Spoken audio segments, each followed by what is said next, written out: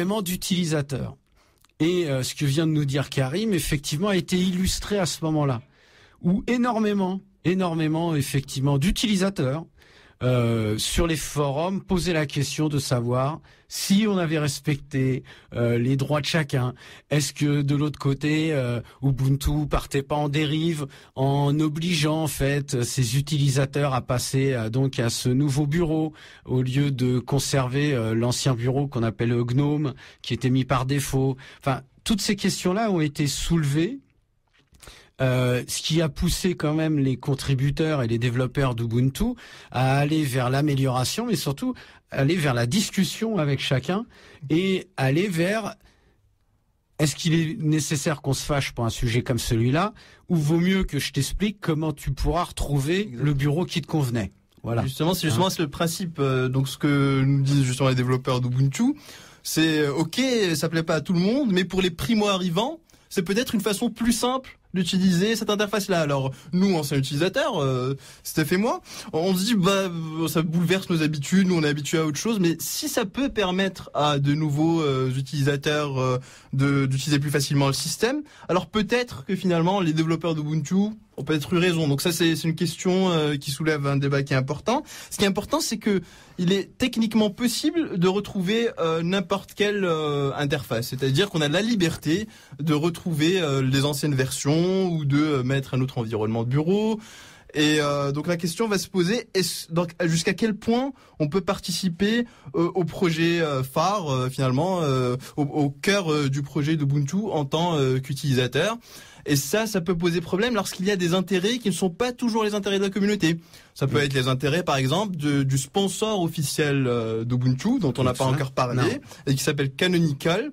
Alors, Canonical ne vend pas... Je vais juste interrompre juste avant que tu développes sur Canonical, parce que c'est quelque chose d'important.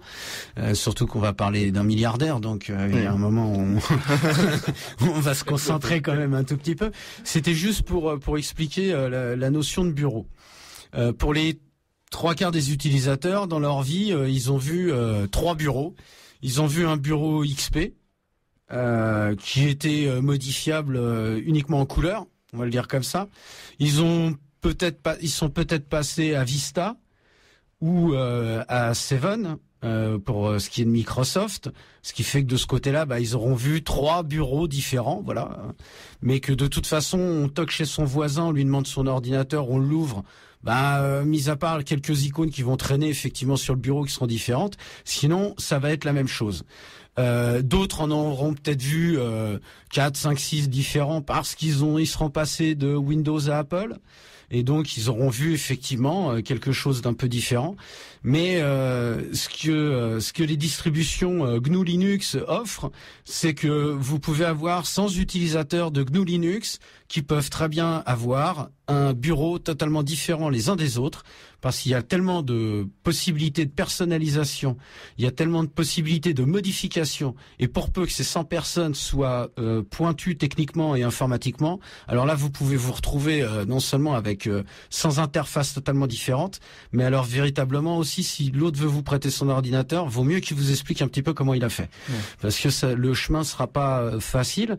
Mais de l'autre côté, ce qui explique aussi que le niveau de personnalisation, le niveau d'appropriation qui est offerte par les distributions, qui sont offertes par les distributions GNU Linux, véritablement sont tournées vers l'utilisateur et non pas vers le distributeur, comme on se retrouvera effectivement avec autant Apple que Windows, qui eux ne proposent pas cette grande différence qui est l'appropriation par l'utilisateur. Moi, il y a une question qui me taraude l'esprit là. Aujourd'hui, si je veux acheter un ordinateur, ce que j'ai fait plusieurs fois, 99 fois sur 100, je me retrouvais avec Windows, alors XP, Vista, qui était une merde infernale, Seven, qui est à peine mieux. Mais bon, c'est vrai, je suis vraiment pas doué en informatique. Mais on est quasiment contraint d'acheter ça, et à de rares exceptions près où on peut l'acheter sans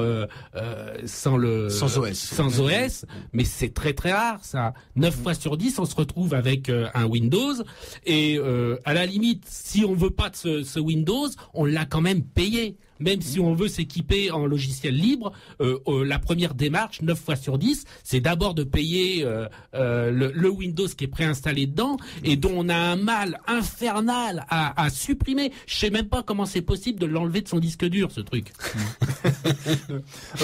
Alors effectivement, il y a un problème qu'on appelle la vente liée, c'est-à-dire que, et ça c'est finalement pas de la faute d'Ubuntu, pas de la faute des logiciels libres, c'est le fait que l'ordinateur, qui est un produit finalement à part, donc le hardware et le logiciel sont vendus ensemble sans que l'utilisateur ait le choix. Et le choix alors c'est le cas très rarement sur certains sites internet où on peut commander des ordinateurs sans système d'exploitation, c'est-à-dire sans Windows, mais c'est extrêmement rare effectivement. C'est extrêmement rare. On a eu la petite période phare qui est tombée en désuétude très rapidement du développement des netbooks. Justement, Jean-Pierre le disait, à la période où Vista s'est développé. Là où Microsoft s'est complètement ramassé et s'est complètement planté. Microsoft avait parié sur l'augmentation accrue, mais qui est réelle, qui existe toujours. C'est-à-dire la course à l'armement informatique, plus de mémoire vive, des processeurs de plus en plus puissants, des bécanes de plus en plus puissantes, et ils sont pas cassés le cul, quoi. Ils se sont dit, nous, on va aller sur une architecture lourde. De toute façon, les machines vont suivre. Et puis, là, poum. Il y en a un qui s'appelle Asus et qui sort un tout petit ordinateur qui fonctionne avec des processeurs qui ont 10 ans d'âge, en termes de fonctionnement, et qui se dit moi je vais les proposer avec des logiciels libres et des distributions GNU Linux. Et là, d'un seul coup, au moment où Microsoft veut sortir son fameux Vista, il y a des vilains petits canards qui disent nous on a parié sur l'inverse, on a parié sur du matériel accessible à tous car très peu cher, par rapport aux ordinateurs classiques, on coupait l'enveloppe par 2 voire par 3 facilement, accessible donc aux plus jeunes qui ont un besoin purement Internet pour la plupart, Internet, traitement de texte et puis deux trois bricoles, lecteur de multimédia, et puis voilà, c'est étorché, ce qui est très bien pour un netbook. Et ils ont ressorti donc des bécanes qui demandent et ils avaient besoin d'un système d'exploitation qui demandait peu de ressources. Et l'idéal là-dedans, c'est les distributions GNU Linux. On pourra développer un petit peu plus tard, mais là, c'est là où Microsoft s'est vraiment planté avec Vista. C'est plus à ce niveau-là. Après, les imperfections et les bugs qui étaient liés à Vista, ils les auraient corrigés sans trop de soucis, avec un peu de temps. Ça, c'était pas le vrai problème. Mais ils sont écrasés face au marché du développement. Mais le problème, c'est que Windows, depuis 95, est synonyme d'informatique. La réalité, elle est là, et que les constructeurs n'avaient pas, et en 95, on y reviendra peut-être à un moment, mais GNU Linux n'était pas proposable au plus grand nombre. C'était extrêmement compliqué.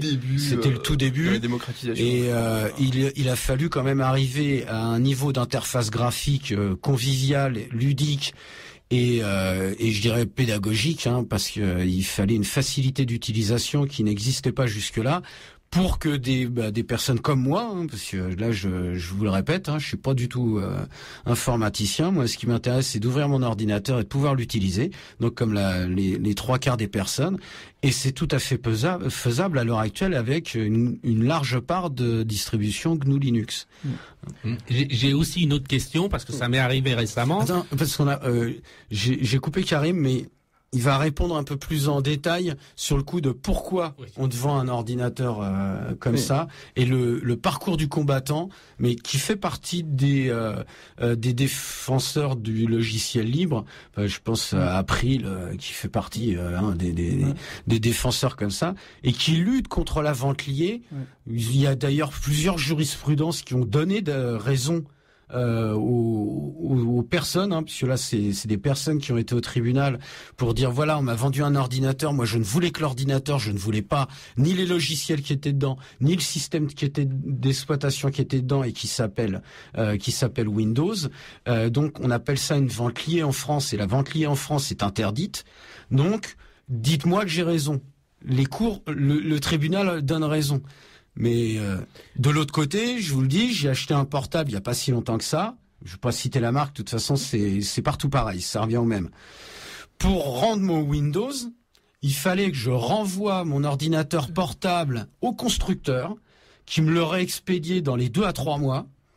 Il aurait enlevé la licence et au bout du compte, il me remboursait 30 €. Exactement. Donc on voit bien que, et certes il y a eu des jurisprudences. Alors que la licence coûte en réalité 4-5 fois plus facilement. Sans problème, oui. Enfin, disons que moins de 150 €, c'est difficile une licence Windows. Tout à fait. Et donc souvent c'est que justement ça rend l'informatique plus chère, ça rend le matériel plus cher. Ça représente souvent en moyenne, je dirais 30% du coût de la machine, la partie logicielle, la partie système d'exploitation. Et donc la seule parade juridique qu'ont essayé de trouver les constructeurs et Microsoft, c'est de dire bon, on vous rembourse, on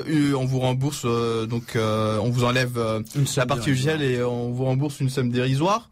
Effectivement, c'est une solution qui est pas satisfaisante et de nombreuses associations militent, je dirais quasiment quotidiennement, pour que cette situation-là change. Donc il y a bien sûr l'April, il y a un grand nombre d'acteurs qui essayent de militer contre cette vente liée, qui est tout simplement illégale. Alors je vais juste préciser, l'April, c'est une association qui milite pour la diffusion des logiciels libres. Et je vais donner des petits exemples comme ça, parce qu'il y a un moment où on parlera de sécurité, mais à l'heure actuelle, à l'Assemblée nationale, tous les ordinateurs sont à logiciel libre et toute la gendarmerie nationale est équipée de logiciels libres. Bon, faut réfléchir à ça à un moment. Ouais. Vous voulez savoir pourquoi. Et c'est pour des raisons de sécurité et de coût. Ouais, oui. Mais pour la sécurité, en premier, faut être honnête. Après, pour la gendarmerie, je crois de mémoire, ils avaient étalé ça sur 5 ou 6 ans, le passage, parce que ça peut pas se faire du jour au lendemain. Mais c'était une économie d'1 million d'euros par an. Et ça leur permet une baisse du coût de l'environnement technologique qui est sans pareil. Je veux dire, au lieu de payer une fortune des licences d'utilisateurs Microsoft, qui sont parfois des licences par poste, c'est-à-dire que vous payez la licence sur chaque ordinateur. C'est donc vous ne payez quasiment rien, vous ne payez que la partie service. Et donc ça, c'est important quand même qu'on insiste sur ce côté-là. C'est le modèle. Bon, même si bien sûr on insiste essentiellement sur les valeurs. S'il n'y a pas un modèle économique du logiciel libre, on risque d'assister à un essoufflement du logiciel libre. Donc il y a un moment où il va falloir se dire, en aucun cas on ne remet en cause nos valeurs. C'est-à-dire nous, en tout cas dans la communauté du logiciel libre, il faut dire tous ceux qui nous disent bon bah on abandonne un peu nos valeurs, notre éthique pour gagner un peu plus d'argent, ça on n'en veut pas. Par contre, quand il est possible d'assurer donc ces valeurs-là et de développer à côté un modèle économique qui permet souvent à des petites entreprises, à des PME, à des toutes petites entreprises, ou alors à souvent des collectivités publiques, de mieux gérer leur système d'information. Donc on essaye de mettre en avant ces modèles-là. On va donner l'exemple de la Turquie. La Turquie est un des premiers pays où toute l'administration turque est équipée en logiciel libre. Et d'ailleurs, c'est une distribution qu'on peut trouver assez facilement, une distribution turque qui est faite à base de logiciels libres. Et ils ont très bien compris tout l'intérêt, autant économique, de développement. Parce qu'effectivement, c'est pas fait forcément par des professionnels de l'informatique, il faut le rappeler. Bien sûr. Il y a beaucoup de développeurs, ce sont des passionnés d'informatique qui valent sans conteste un professionnel. Mais la différence entre un professionnel et un amateur, c'est qu'il n'est pas rémunéré pour la fonction qu'il exerce. Ça s'arrête à ça. Justement, il faut qu'on revienne sur la notion de hacker, parce que c'est ça, c'est l'éthique dont parlait même. Alors, même si on prend même le cas de Richard Stallman, au début, c'était un étudiant en mathématiques et en physique. Oui.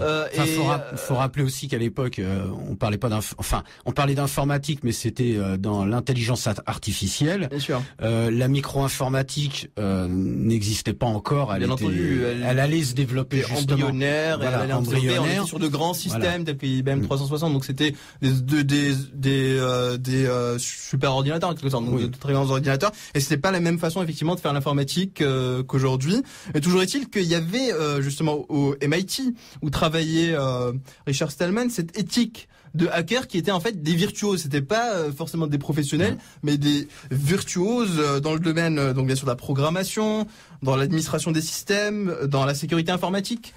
Et donc, ce qui est important, c'est d'insister sur cet aspect-là. Tout le monde